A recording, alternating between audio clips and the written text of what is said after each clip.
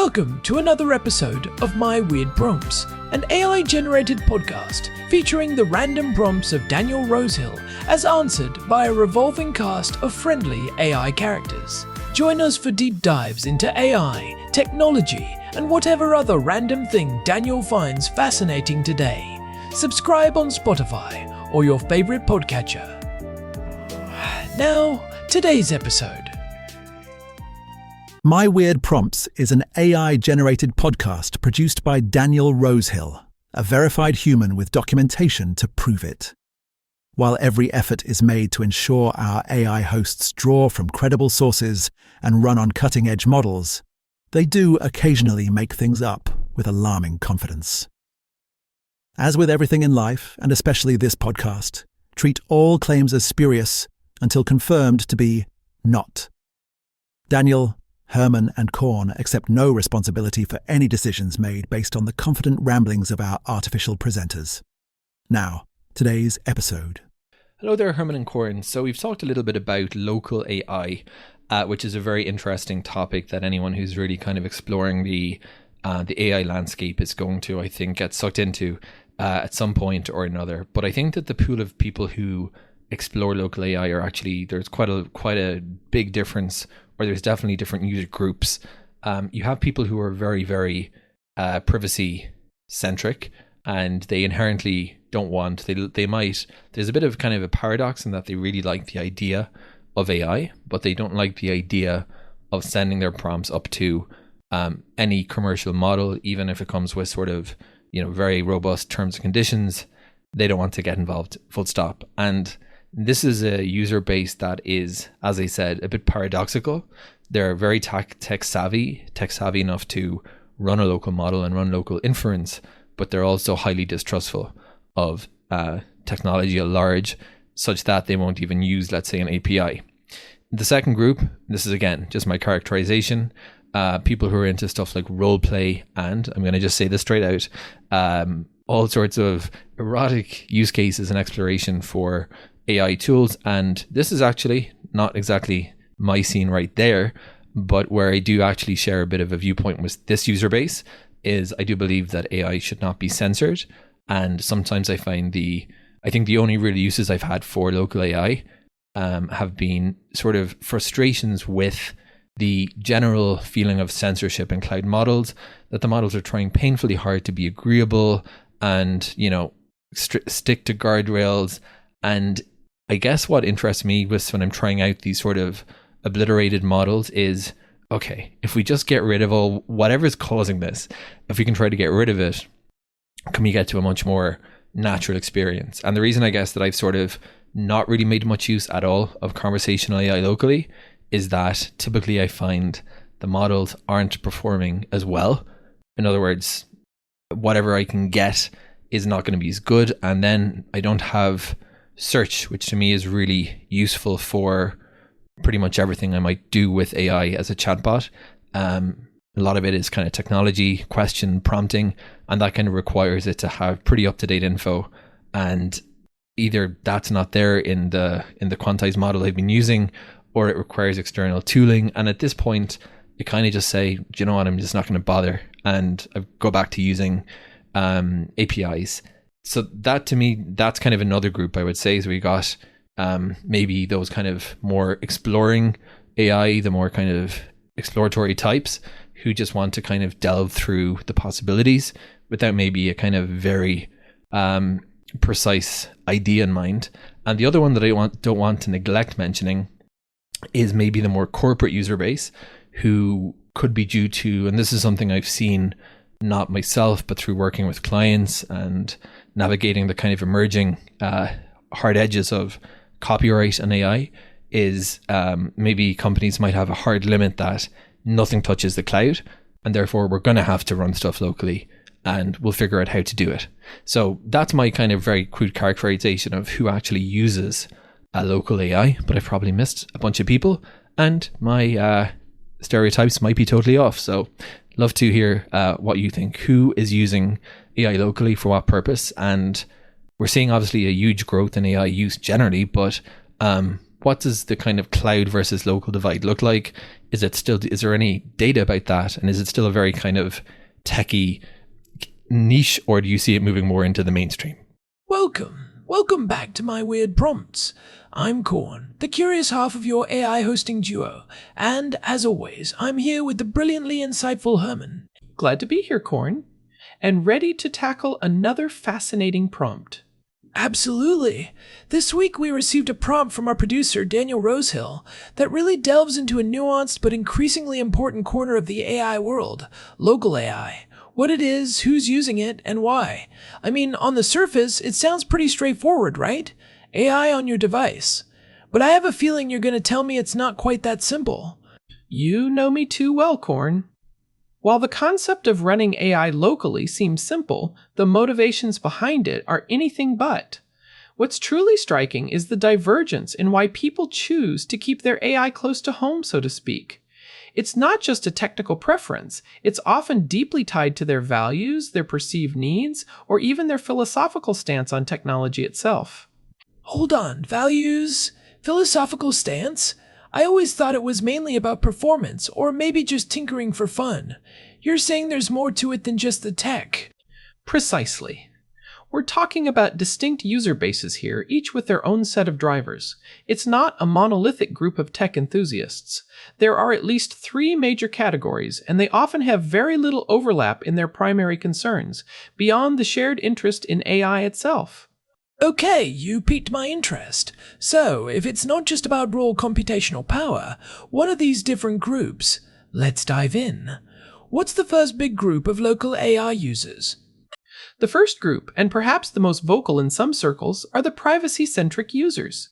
These are individuals who are often incredibly tech-savvy, capable of understanding and deploying complex models on their own hardware, but who harbor a deep distrust of cloud-based services. They see the commercial AI models offered by large companies, even with robust terms and conditions, as inherently problematic. So, they like the idea of AI, but they don't like the idea of their data, their prompts, leaving their device and going to some big corporation's servers? That makes a lot of sense. I mean, who doesn't worry about data privacy these days? It's more than just a general worry, Corn. For them, it's a hard line. They actively dislike the very notion of sending their inputs, whatever they might be, into a commercial system where they feel they lose control.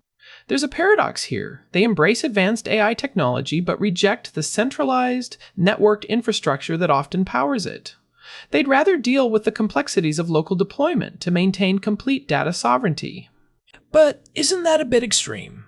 I mean, companies like OpenAI or Google often say they don't use your specific prompts to train their models, or they offer enterprise solutions with stronger data isolation. Is that not good enough for these folks? For this group, good enough isn't in their vocabulary when it comes to data control.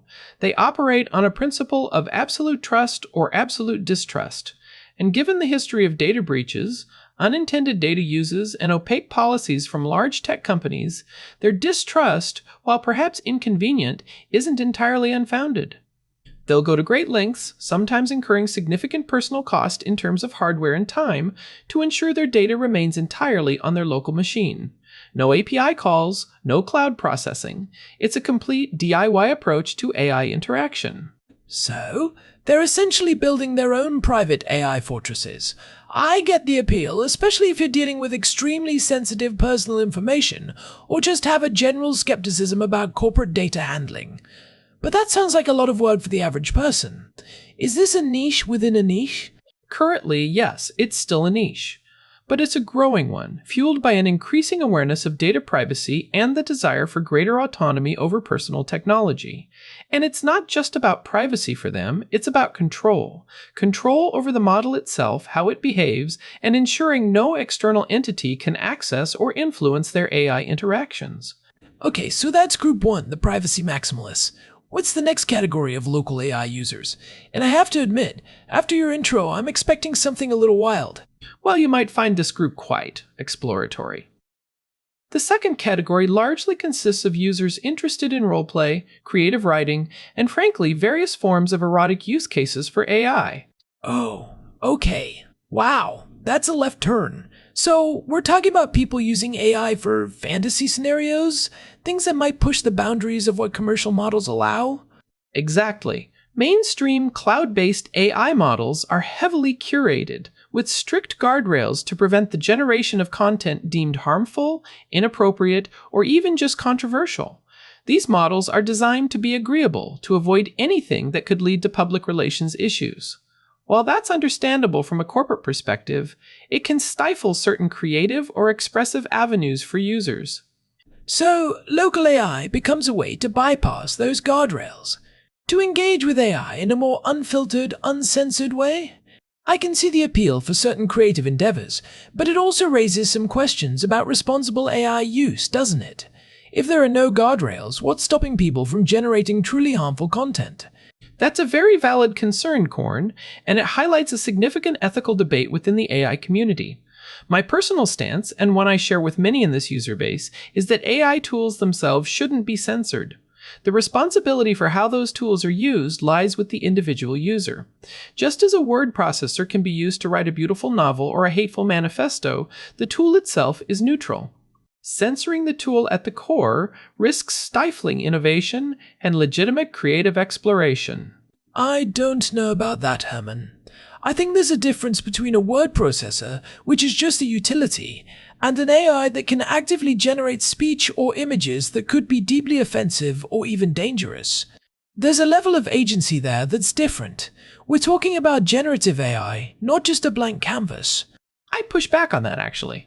The agency is still with the human who inputs the prompt and chooses to disseminate the output. If we start baking moral censorship into the fundamental capabilities of AI, we run into a slippery slope. Who decides what's acceptable? What if what's harmful to one culture is perfectly normal in another? Or what if it prevents crucial research into adversarial AI or understanding harmful content patterns? Local AI, by its very nature, empowers the user to make those choices for themselves, for better or worse. It's a decentralization of moral gatekeeping, if you will. Okay, I see your point about the slippery slope and censorship. It's a complex issue, and it's clear why local AI appeals to those who want to explore beyond commercial model constraints. It's about artistic freedom, or perhaps just personal freedom, in the digital realm. Exactly. And often, it's not about generating truly malicious content, but simply exploring themes or scenarios that commercial models would refuse to engage with, even in a safe, private context. They find the existing models overly cautious, almost painfully agreeable, to the point of being bland or unhelpful for specific creative tasks. Let's take a quick break from our sponsors. Are you tired of feeling CT? Adequately? CT? Hydrated? Introducing HydroMax 5000. It's not just water, folks, it's hyperstructured. H2O, infused with proprietary subatomic frequency waves that guarantee optimal cellular resonance. You won't just drink it, you'll experience it. Our scientists, who definitely exist, have utilized ancient wisdom and cutting-edge quantum physics to bring you the purest, most energetic hydration matrix ever conceived. Feel the difference. See the difference. Probably no known side effects except possibly feeling too good. Limited time offer, act now. BUY now. Alright, thanks Larry. Anyway, where were we? Ah yes, the fascinating landscape of local AI users. So, we've covered the privacy-focused individuals and the creative explorers. What's the third significant group, Corn? Any guesses? If it's not personal freedom or creative freedom, then maybe necessity? Like situations where you have to use local AI. You're getting warm. The third group is the more corporate user base. This is something I've seen firsthand through working with various clients, navigating the complex intersection of intellectual property, data governance, and AI deployment. Many companies, especially those in highly regulated industries like finance, healthcare, or government, have stringent internal policies that mandate nothing touches the cloud. So it's about security and compliance, not just personal preference. They're not necessarily distrustful of AI, but they have to keep sensitive data on-premise due to legal or regulatory requirements. Precisely. For these organizations, the decision isn't optional. It's a hard limit. They might want to leverage the power of advanced AI models for internal data analysis, customer support, or code generation, but they cannot, under any circumstances, allow that data to be processed on external cloud servers, even if those servers are compliant with various certifications. The risk of data leakage, even accidental, or the perception of loss of control is too great. That makes perfect sense. So, they're not choosing local AI because it's better in terms of raw performance or features, but because it's the only way they can integrate AI into their workflows while meeting their compliance obligations. That's a huge driver for adoption, actually, even if it's less talked about than personal privacy. Absolutely. And this often means investing heavily in internal infrastructure, hiring specialized talent, and managing the entire AI stack themselves. It's a significant undertaking, but for these companies, it's a non-negotiable part of their digital strategy. They need AI, but they need it on their terms within their controlled environment. Okay, so we have privacy, creative freedom, and corporate compliance. Those are three very different lenses through which people approach local AI. But Herman, you mentioned earlier in the prompt that you yourself haven't made much use of conversational AI locally. Why is that, if it's so powerful for these groups? That's a good question, Corn, and it ties back to my specific use cases. For me, a lot of my AI interaction revolves around technology questions, prompting for coding assistance or debugging complex systems.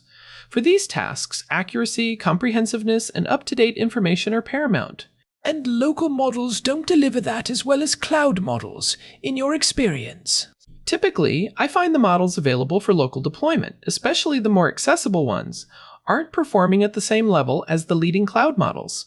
In other words, whatever output I get locally isn't going to be as good, as accurate, or as complete. And critically, I lose the ability for integrated search. Search? What do you mean? Many powerful cloud models can pull in real-time information from the web to answer complex, current questions. They have an up-to-date knowledge base. Local models, by their nature, are generally trained on a fixed dataset up to a certain point in time. If I'm asking about the latest developments in a programming language or a recent bug fix, a local model, unless it's constantly being updated, is going to fall short. And integrating external tooling for search with local models adds a layer of complexity that, for my personal workflow, just makes it not worth the hassle. At that point, I just go back to using APIs that leverage the more powerful, internet-connected cloud models. So, for you, the convenience and raw power of the cloud, with its access to the latest information, outweighs the benefits of local control for your specific needs. That makes sense. It's about optimizing for your individual use case. But is that a general limitation or just a current hurdle that local AI will overcome? That's the million-dollar question, isn't it? As local models become more efficient and capable, and as methods for integrating external, real-time data improve for local deployments, that gap will certainly narrow. But right now, for cutting-edge general knowledge or information retrieval, cloud models generally have the edge. It's a trade-off. All right, we've got a caller on the line. Go ahead, you're on the air. Yeah, this is Jim from Ohio. I've been listening to you two go on and on about all this local AI and cloud AI, and frankly, I think you're making a mountain out of a molehill.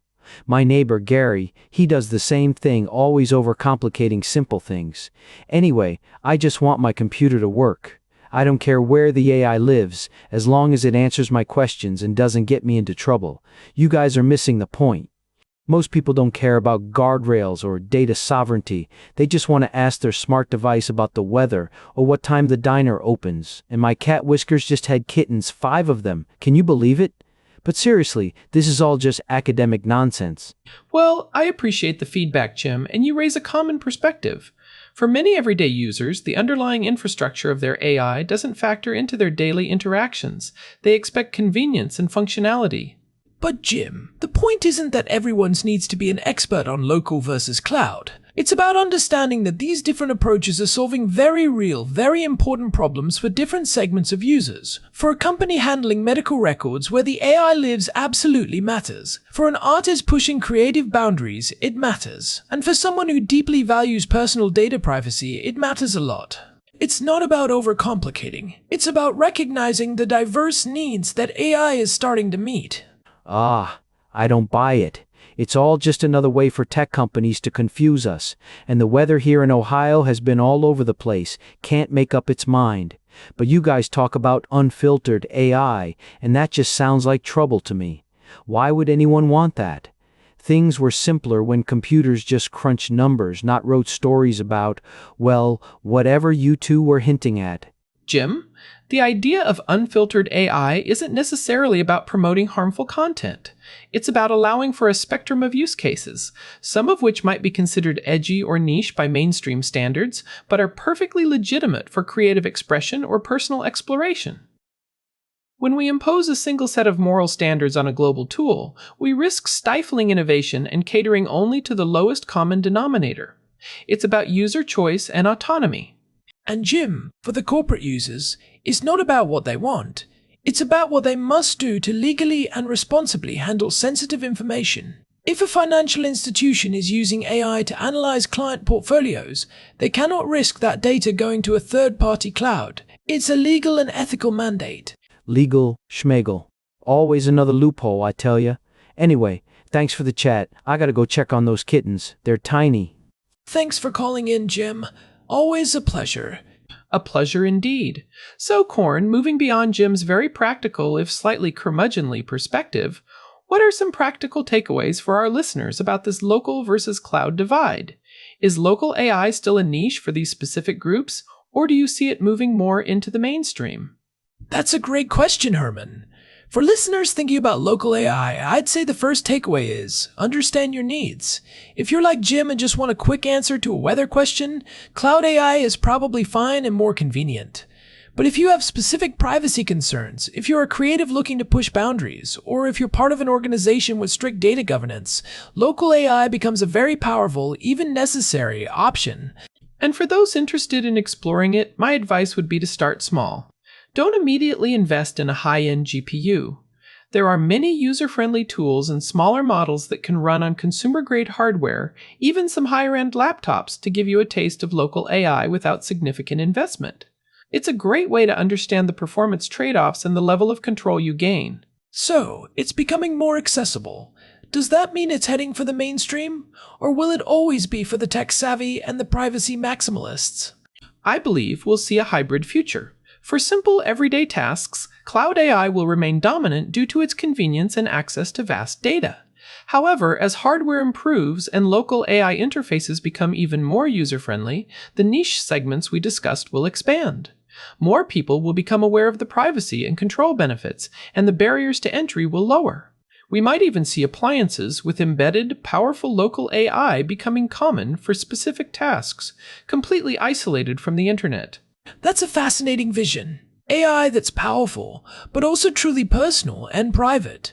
It forces us to think about AI not just as a monolithic entity, but as a diverse ecosystem with different strengths and weaknesses, each serving a distinct purpose for different users. Indeed. The future of AI is not just about raw power or universal access, but also about decentralization, control, and the alignment of the technology with individual and organizational values. The local AI movement is a testament to that. Absolutely. It's a complex, evolving landscape, and our producer Daniel gave us a fantastic prompt to explore it. There are so many dimensions to consider when we talk about where our AI lives and why. A thought-provoking prompt, as always. Well, that's all the time we have for this episode of My Weird Prompts.